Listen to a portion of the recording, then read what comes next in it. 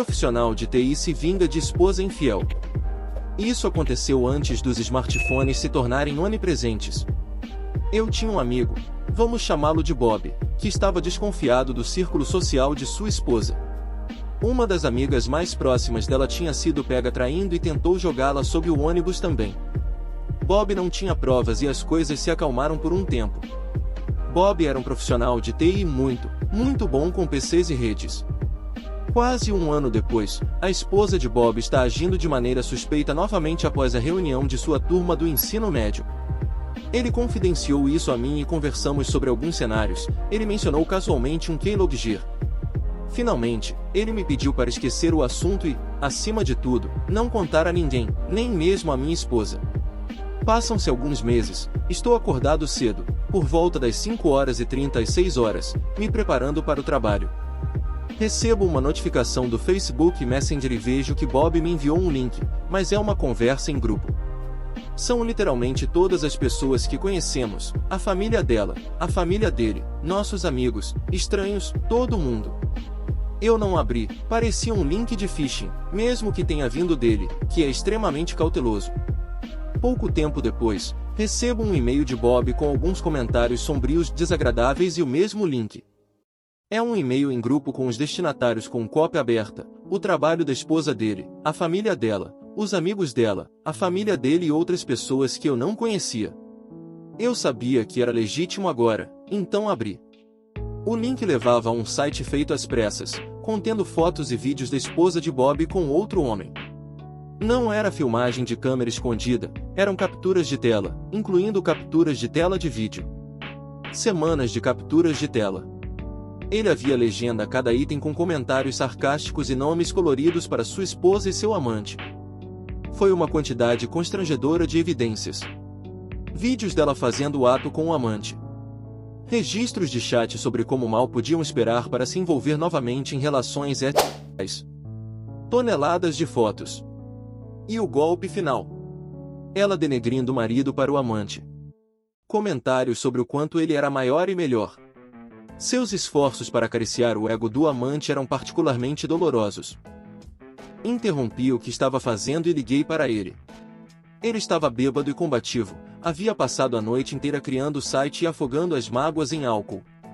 Não tinha nada de bom a dizer sobre as mulheres em geral.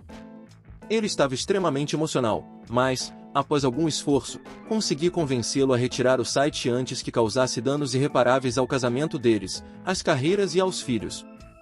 Enquanto ele soluçava e fazia login para remover o site, ouvi gritos altos quando ela entrou no quarto.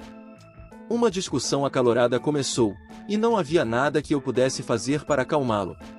Aparentemente, a mãe ou a irmã dela viu a página, encheu o telefone dela de ligações até que ela acordou e atendeu.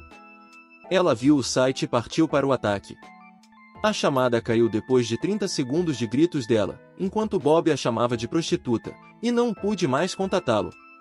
O site permaneceu no ar pelo resto do dia, e ele teve a gentileza de adicionar um contador de visualizações.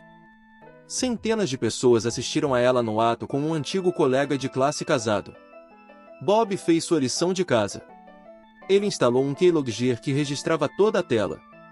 Quando ele saía, ela entrava no PC ou no Facebook e flertava com o amante.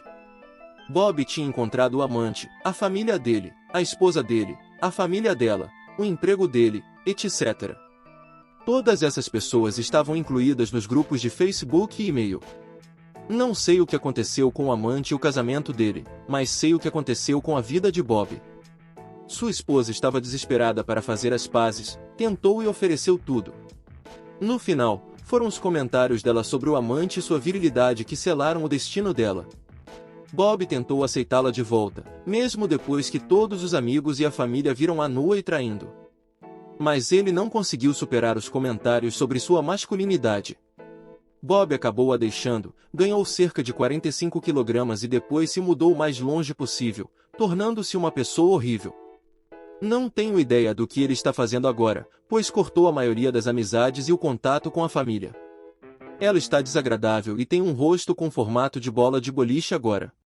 A fila começa atrás. Como ajudei a incentivar meu amigo a arruinar a vida de sua esposa infiel? Aconteceu com o meu melhor amigo, John. Sua esposa, Mizuki, era japonesa e estava morando com ele com um visto de cônjuge. Resumindo, ela estava tendo um caso com um cara que sempre foi um babaca para nós, e agora sabemos o motivo. Ela cometeu o erro de contar para sua melhor amiga, Aki, que mora no Japão e também é uma das minhas amigas próximas. Eu moro no Japão. Aki havia sido traída recentemente e ainda estava muito chateada com toda a situação, então ela me conta o que Mizuki havia feito. John havia voltado para a escola depois de ser demitido e estava no meio das provas finais, então guardei essa informação por algumas semanas. Após as provas, contei a ele toda a história. Ele lidou bastante bem com isso, pois preencheu muitas lacunas para ele. Disse a ele que muitos caras são bons demais quando são magoados e o convenci a se vingar dessa mulher. Descobrimos a senha do Facebook de Mizuki, porque as mulheres sempre escolhem as senhas mais óbvias, e, certamente, havia fotos, conversas, etc. A cereja no topo do bolo? Os pais do namorado dela. Glorioso!